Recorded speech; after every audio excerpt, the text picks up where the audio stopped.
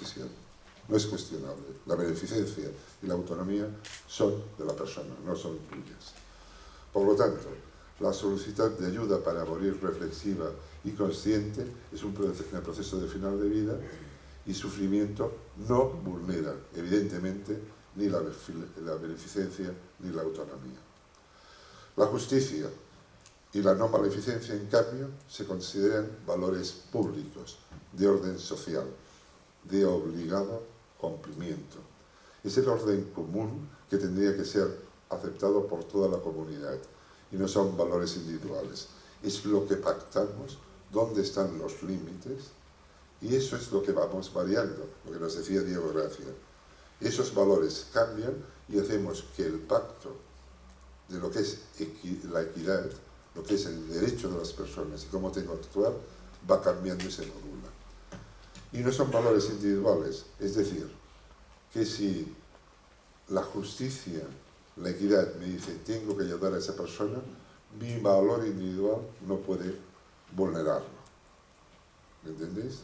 Tienen una jerarquía superior, si se puedan jerarquizar, hay eticistas que dicen que no se pueden jerarquizar, la justicia y no maleficencia tienen un valor superior jerárquico a la autonomía y la beneficencia. La eutanasia no afecta a terceros, no complemente la distribución equitativa de recursos ni a la salud pública.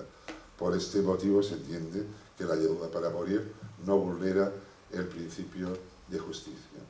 Y ahora vamos al punto crítico, que es la no maleficencia. Tradicionalmente, hasta ahora, se aceptaba que el derecho a la vida biológica era inviolable en cualquier circunstancia. Sin embargo, lo que decíamos hasta ahora, no podemos entender la vida como un fenómeno puramente biológico, sino también como una experiencia vital, compleja, dotada de significados y valores individuales singulares en continua construcción, desde el nacimiento hasta el final de la vida. De forma que una persona no está muerta hasta que no está muerta y construye su vida en libertad hasta ese momento. Y no se puede negar construir con libertad. Todo el mundo, lo repetíamos, hemos decidido hacer con nuestra vida lo que hemos querido hacer, lo que hemos podido hacer y lo que nos han dejado hacer, pero hemos tomado una dirección. ¿Cómo podemos decir a una persona en el final de su vida, hasta ahora sí, pero ahora ya no puedes elegir direcciones, no puedes escoger cómo quieres vivir ese proceso? Es inaudito pensar que eso sea así, pero eso era así hasta ahora. La evolución del pensamiento en muchas sociedades acepta el derecho de una persona a no continuar viviendo en una situación, repito, de sufrimiento intenso, continuo, progresivo e irreversible, y cuando a la luz de sus propias condiciones su proyecto de vida biográfica ha perdido sentido. En consecuencia, desde esta visión, la eutanasia no vulnera la no maleficencia, porque ayudar a esa persona no es hacerle daño, aunque vulnere la vida biológica entendida como la entendíamos hasta ahora. Hemos de decir que este punto es el punto más crítico, de forma que hemos de considerar y respetar el pluralismo moral.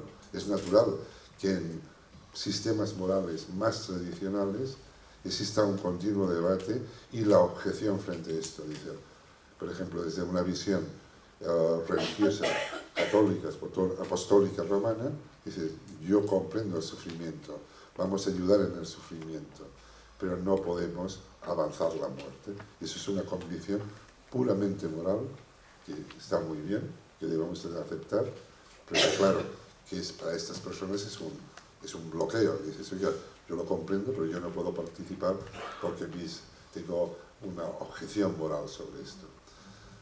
Pero lo más importante es lo que repetía antes, desde esa visión moral, cuando te acercas a resolver el problema del otro, la tienes que hacer desde una visión ética, no con tu moral, sino con la visión ética que es pluralista. Y ahora entremos ya en la normativa. Voy así un poco rapidito para que tengamos tiempo de debatir cosas, porque esto para mí es interesante porque lo tienes que aplicar en función de la normativa, pero es mecánica administrativa, que tiene su naturaleza, que ahora discutiremos también. Bien, aquí tenemos la normativa y disculpadme porque cuando lo revisaba digo, ostras, he copiado una presentación en catalán, pero no tiene pérdida porque además de ser fácil de entender, la ley la conocéis perfectamente. O sea, tenemos que extendernos poco. Puntos importantes. ¿Veis que ya hay un proceso entre una primera solicitud y la primera parte de la solicitud, que es la deliberación, después una confirmación por un médico consultor y un consentimiento informado? Es un plazo en que entre la primera y segunda solicitud hay un plazo de 15 días. Un punto importante: ¿quién escoge al médico responsable? Lo escoge el paciente, o digamos la persona que lo solicita. Y esto es un punto muy importante. Y cuando te escoge, no puedes decir, yo no. Lo decíamos antes, si me escoge, yo no puedo decir, mire, yo, por ejemplo, imagínense, yo no trato pulmonías, yo trato infecciones de orina. Y, oiga, un médico, pues si te escoge, te está pidiendo algo en concreto. La única forma que un médico, hablamos de médicos, pero cualquier otro profesional de la salud, pero en este caso el que emerge y que tiene que firmar los papeles, digamos, para decir algo, es el médico, ¿no? No puede decir que no, salvo que de forma anticipada haya hecho una objeción moral. La objeción moral es una objeción, ¿qué hemos dicho? Individual. No es por instituciones, ni por sociedades, ni por nada, es individual. Y así lo contempla la moral, lo contempla la ética y está especificado en la normativa. La ayuda para morir se tiene que incorporar como en la cartera de servicios de todos los recursos públicos y privados para seguir la ley. Y la única cosa que puede hacer, si lo considera oportuno, un profesional, uno individual, es decir, mire, yo, está fuera de mi convicción moral, prefiero abstenerme. Y eso también tiene derecho. Y la ética respeta el derecho a la convicción moral en un sistema pluralista de moral, ¿no? Dice, oye, pues usted, pero al mismo tiempo dice, tienes el derecho a la objeción moral, tienes la obligación de ayudar a ese paciente. No puedes decir, pues ya está. No. Dices, vamos a buscarle una persona que le pueda ayudar. Y ese médico, esa enfermera, se hacen los responsables de dirigir a quien pueda ayudar en esa solicitud, que tú personalmente a lo mejor tienes una objeción moral. Ese sería el médico responsable. Hay casos curiosos, como el médico consultor. Yo tengo compañeros que me dicen, oiga, me has pedido ser médico consultor. Yo tengo objeción moral para ser médico responsable, pero en cambio no para consultor. Llamativo, ¿no? Entonces dices, oiga, yo mi convicción moral me impide hacer el acto que provoque la muerte de ese paciente a petición suya en una situación de sufrimiento.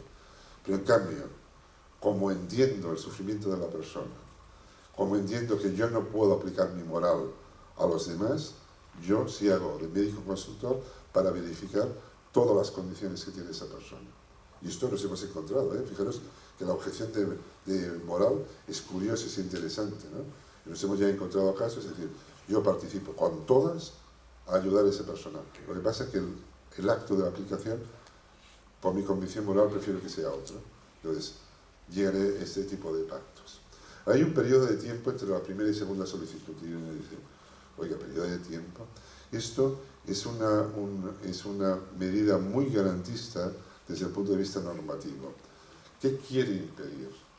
Quiere impedir que haya decisiones precipitadas, que haya decisiones por parte de la persona que solicita desesperadas, que no se hayan agotado o que no conozca todas las alternativas de soporte, y dan un tiempo para que tanto los equipos asistenciales puedan proponer todas las ayudas necesarias para aliviar el sufrimiento de esa persona y que puedan madurar su petición de una forma sólida y consistente. Veremos que eso tiene eso tiene una virtud, dices, se le da todas las posibilidades de reflexionar, pero no solamente de reflexionar a la persona solicitante, también al profesional de salud que admite que tiene esa solicitud. Tiene que componer, decir, oiga, cumple toda la normativa, ¿cómo me coloco yo frente a esa situación? Bien, una vez hecho esto, ha pasado primera solicitud, 15 días de deliberación, después veremos que hay posibilidad de reducir estos 15 días, que es un punto complicado. Verificación por el médico consultor, pasa a la Comisión de Garantías. La Comisión de Garantías son un grupo de personas multidisciplinario que participan médicos, juristas, enfermeras, trabajadores sociales, filósofos, trabajadores, un grupo de personas, y que lo que hacen es verificar las solicitudes. En general, una solicitud, entonces llega a la Comisión de Garantías, el presidente, que en este caso de Cataluña soy yo, pues designa inicialmente a un jurista y a un médico. Lo que tienen que hacer es únicamente revisar la documentación y el contenido de la documentación. Es decir, oiga, eso que nos explican el médico consultor, el médico responsable y la información que nos da el solicitante entra dentro de los requerimientos de la normativa, se verifica y se da la aprobación. Puede ocurrir que esta dupla, que es este médico y jurista designado para la evaluación, no estén de acuerdo, o los dos no estén de acuerdo con la petición. Eso no, en nuestro caso no ha ocurrido nunca, pero que a lo mejor la dupla, el médico esté de acuerdo, pero el jurista no. Eso ocurrió la semana pasada, por ejemplo. Entonces dices, por temas mes administrativos o normativos. Cuando ocurre esto, inmediatamente, yo como presidente, déjame que lo haga de forma personal para que me parezca más sencillo, para decir, el presidente hace, pues yo que hago de presidente, hago, ¿no? Convoco una reunión del comité plenario, ¿no? Y entonces esto, lo que se discute es lo mismo, pero con un grupo de 33 personas en este caso, que discuten desde cada división todas las cosas y se verifica o no. Entonces esto es también garantista, ¿no? No solamente médico responsable de la petición, un consentimiento informado, un médico y un jurista, sino si hay dudas, un equipo, una comisión interdisciplinaria. Entonces también hace la aprobación o la denegación. Puede ocurrir que el médico responsable o el médico consultor tengan un informe desfavorable. Y esto no llega a la Comisión de Garantías. Pero la obligación del médico consultor y responsable es decirle a la persona, decir, mire, nuestro informe es desfavorable porque creemos que no cumple con los requisitos de la normativa. Pero si usted no está de acuerdo, lo que tiene que hacer es reclamar directamente a la Comisión de Garantías y tienes el deber de ayudarle a la reclamación, aunque sea en contra tuya. Dices, pero esto es lo que tenemos que también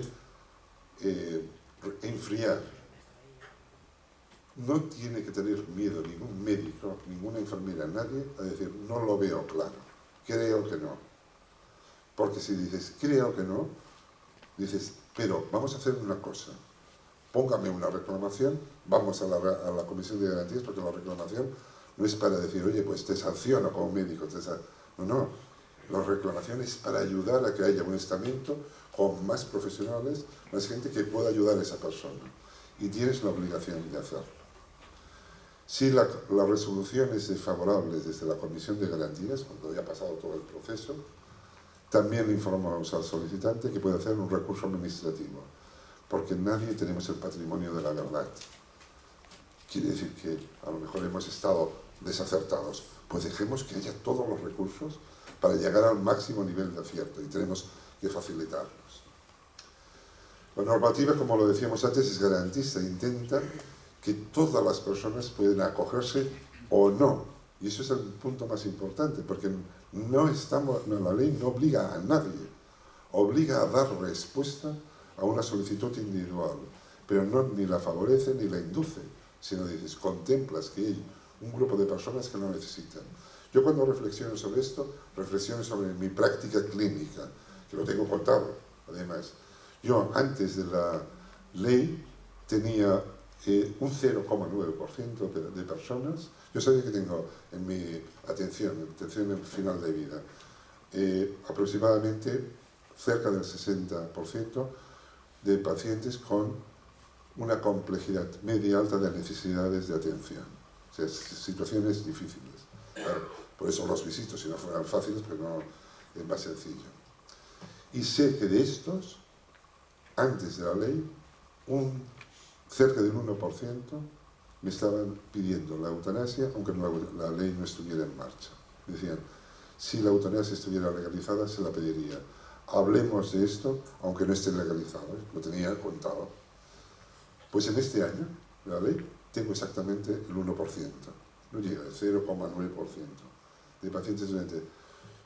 ¿Y esto qué me está diciendo? Y dices, oiga, yo veo muchos pacientes, los atiendo igual, y muchos dicen, continúo viviendo, ayúdeme a continuar viviendo. Y sigue viendo en mi práctica un 1% que me dice, a pesar de toda esa ayuda, hasta aquí hemos llegado. Y eso sigue antes de la ley y ahora después de la ley. Y todos los profesionales, instituciones sanitarias, tienen la obligación de dar respuesta a ese derecho, manteniendo los requisitos y formas de la ley. Se respeta el pluralismo moral y ampara la objeción de conciencia de las personas. Si dices, elaboras una normativa que respeta, que favorece la autonomía de voluntad, al mismo tiempo tienes que comprender el pluralismo moral y decir, oiga, comprendamos que hay personas que no puedan participar en esto. Y demos ese espacio de la objeción de conciencia moral, repito, siempre individual. Algunos expertos opinan que los cuidados paliativos deberían ser la alternativa a la eutanasia. Es un error, es lo que os explicaba yo antes. En mi opinión, no son opciones opuestas, sino son alternativas vitales de afrontamiento al final de la vida, totalmente diferenciadas y no excluyentes. Ahora os explicaré algún caso también, que se origina en el sentido singular de la experiencia vital, de la existencia, de las condiciones de cada persona. Es decir, una persona puede tener una atención paliativa de calidad, todos los recursos, dice, bueno, pero a pesar de todo, no puedo. Y es más, si algún caso nos hemos encontrado, por ejemplo en oncología, y yo soy oncólogo y trabajo en enfermos avanzados oncológicos, que me dicen, me han ofrecido un ensayo clínico en fase 1, lo voy a aceptar, porque si funciona yo quiero seguir viviendo, pero doctor Tuja, al mismo tiempo voy a hacer una solicitud de eutanasia por si no funciona. ¿Ves? No es excluyente. O sea, no estamos hablando de personas que dicen, oiga, quieren abandonar a toda costa la vida, lo que no quieren es seguir viviendo en un sufrimiento inútil. Entonces, hay este tipo de contradicciones. Y entonces, ahora lo veremos dentro de un momento, eso ha generado algún problema en los plazos. Porque claro, mientras dices, si te haces un ensayo clínico, dices, oiga, no pido la eutanasia en el momento que está pidiendo el ensayo clínico, porque entonces, cuando acabe el ensayo clínico, y a lo mejor cuando acabe el ensayo clínico, ya no hay tiempo. Pensad que el 30%, 32% de los pacientes con cáncer en Europa están haciendo un tratamiento en ensayo clínico o de quimioterapia o tratamiento antiguo en el último mes de vida. Cuando veis estos plazos dices, si tienes que acabar todos los tratamientos para poder pensar y poder solicitar, y dices, oiga, pues para pedir la eutanasia lo que tiene que hacer es dejar de hacer tratamientos. Y yo, no me diga esto, si tengo una oportunidad la quiero utilizar. Fijaros que la ley no contempla todas las posibilidades. Entonces, es cuando nos metemos, tenemos que decir, oye, ¿cómo nos movemos y ayudamos a las personas en ese sentido? Lo que decía, no son opciones opuestas, sino diferenciadas y no excluyentes. De hecho, los datos recogidos en Washington y Oregón nos dicen que entre el 81 y el 90% de los pacientes que murieron por eutanasia habían han sido atendidos con una atención paliativa, especializada y de calidad. Estos datos de nuevo nos confirman que la ayuda para morir es una decisión vital independiente de la atención paliativa recibida. Y esto lo digo porque hay muchos argumentos desde sociedades científicas y de cómo eres capaz de hacer una ley de eutanasia cuando no tienes desplegada totalmente una ley de atención paliativa, ¿no? Pero es como decir, oiga, como no tengo el transporte público en Barcelona suficiente, pues niego el cambio climático. ¿Ves? Sería un equivalente. Es decir, no puede negar la necesidad de las personas porque no tengas desarrollado un recurso. Lo que tienes es aceptar la necesidad de las personas y evidentemente poner todos los recursos necesarios.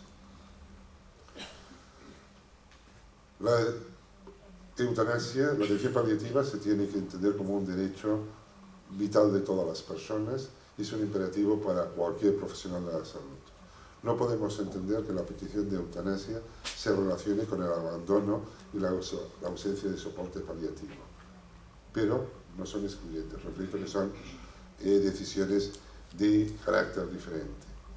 La sociedad nunca puede entender la eutanasia como una alternativa rápida y poco costosa. Y esto es importante porque muchos detractores dicen, oye, mira, a mí creo que es fácil. Pues acabas con el envejecimiento, acabas con los costes de la atención paliativa. Y dices que no se entiende de esa manera, sino como una decisión personal, excepcional, de orden diferente a las condiciones de soporte paliativo que la sociedad tiene el mismo imperativo que de responder a la necesidad de eutanasia, tiene el imperativo de asegurar para cualquier ciudadano.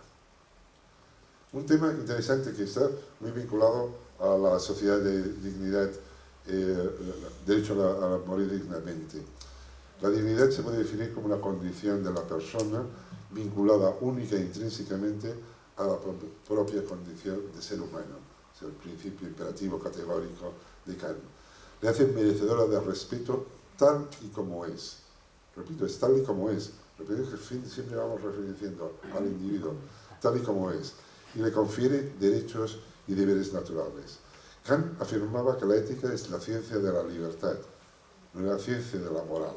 Es de cómo ejerces tu libertad en moral, cada uno con su moral. Y entiende al ser humano como un fin en sí mismo, principio categórico, dotado de una dignidad que no tiene precio, que no se da ni se otorga, sino se tiene. No podemos vulnerar la dignidad de las personas. Mi reflexión sería que la muerte es digna si se reconoce a la persona como dotada de libertad de pensamiento y de autonomía de voluntad. Si no reconoces la libertad y la autonomía de pensamiento, estás vulnerando su dignidad. Pero de esta forma, si se cumple esta premisa, una muerte es digna, tanto si se opta como si no por la eutanasia. No confundamos una cosa con otra. Yo comprendo, de hecho, a morir dignamente. Evidentemente, si no se respeta la voluntad, no se está muriendo de una forma digna. Pero favorecer la eutanasia a una persona que no lo desea también sería indigna. ¿Entendéis el concepto? Y ya entramos a la aplicación y seré breve para poder favorecer la discusión. Tenemos un ritmo de peticiones en Cataluña, hablo ahora de los primeros 6 meses, que son los que estoy autorizado a explicar, y haremos un breve resumen de los del año. Aproximadamente 2 peticiones cada semana, así que es un ritmo relativamente importante. De las solicitudes, en los 6 primeros meses hubo 68 solicitudes. 65 fueron por el procedimiento tal y como hemos visto, pero hubo 3 que fueron aplicados a través de un documento de voluntades anticipadas. La resolución fue favorable en 33 de los casos y fue desfavorable solamente en 5 de los expedientes. En ese momento, 17 estaban en curso, o sea que no podemos saber si eran favorables o no, pero la mayoría fueron favorables, están en la misma proporción. Y un punto importante que nos preocupa mucho, 9 murieron en el proceso. Y uno se pregunta, oye, aquello que hablábamos, muy garantista, pero muy largo. Pero si lo hacemos corto, puede ser poco reflexivo, tanto para la persona como paciente. ¿Cómo gestionamos? Esos son los ámbitos de gestión que tenemos que ver cómo ayudamos. Pensad, y ya os lo he de decir, porque hacemos un seguimiento de qué pasó con cada caso, tanto los que fueron favorables como los que fueron desfavorables, como los que fallecieron. Todos estos pacientes fallecieron donde querían fallecer, con los síntomas controlados y acompañados de las personas que querían. Que solamente la solicitud hizo que se intensificara toda la atención de esa persona. De la forma que esas personas tuvieran un agravamiento rápido de su enfermedad antes del proceso y fueron ayudadas y murieron con síntomas controlados, fuera en una institución o en su casa, y acompañados de su familia, que es lo que queríamos también, ya que no podíamos dar respuesta por normativa a los plazos. Es decir, que no fueron abandonados, en una palabra. También los desfavorables. ¿Qué ha pasado con aquellos casos en que ha habido un informe desfavorable? ¿Nos hemos equivocado? Esos pacientes fallecieron sufriendo y no hemos sabido dar respuesta a su solicitud. No. Los desfavorables eran situaciones en que no cumplían los requerimientos de la normativa. No tenían, por ejemplo, una dependencia física importante, no había documentado un sufrimiento intolerable, eran más bien decisiones racionales de mi vida biográfica hasta que he llegado. Y no se cuestionan como valor moral de la persona. La persona puede decir, como hoy día dice, no tengo enfermedades, no tengo dolor, más o menos me muevo, pero, oiga, mi vida biográfica ha llegado a su fin. Mi proyecto vital ya no tiene continuidad. Eso, como no puede ser de otra manera, se respeta. Pero hoy por hoy no está dentro de la normativa. Claro, tienes que decir. Y intensificas toda la ayuda. Esta persona que te dice, necesito que me ayuden a morir, dice, si no le puedes dar esa respuesta, le tienes que dar otras, ¿no? Pues le acompaño, estoy encima. Lo que no es válido hoy, a lo mejor es válido dentro de un mes y medio, y la volvemos a hacer. O sea, que un informe sea desfavorable no quiere decir que no pueda ser favorable a cabo de 2 meses, porque se cumplen los requerimientos legales. Hemos dado un paso de gigante con la normativa, que la normativa en el fondo lo que refleja es la posición ética de la sociedad. Hemos dado un paso de gigante, pero tiene sus límites. A lo mejor dentro de 15 años dijimos, hace 15 años nos pusimos los límites, ahora hemos sido capaces de construir otros. Ya lo veremos. Hoy por hoy la elección racional de fin de vida biográfica no está contemplado en la ley. Aquí tenemos los porcentajes, 65% de favorables, había un 17% de muerte previa, preocupante, un 10% únicamente de desfavorable. Y un 8% en que se inició el proceso, y finalmente el paciente dijo, no, pues lo revoco, anulo, no continúo. Que es perfecto. Ha sido capaz de buscar un canal de comunicación con su familia, con la sociedad, con el equipo sanitario, y dice, oiga, con todo esto, no quería continuar adelante. Y eso es perfecto, porque repito, es una gran oportunidad, porque uno de los problemas que tenemos en que muchas personas ni lo hablan con su familia, la mayoría sí, pero hay personas que dicen, lo viven en soledad. Yo desearía, pero ¿cómo lo explico a mi familia? ¿Cómo lo hablo? No, ¿cómo voy a pedir esto a mi médico, o a la enfermera, o al trabajador social? Y cuando tienes el problema, abres un canal de comunicación en que dices, oiga, hablemos. Y entonces, solamente el hablar, el poner en marcha cosas, hace que la persona se sienta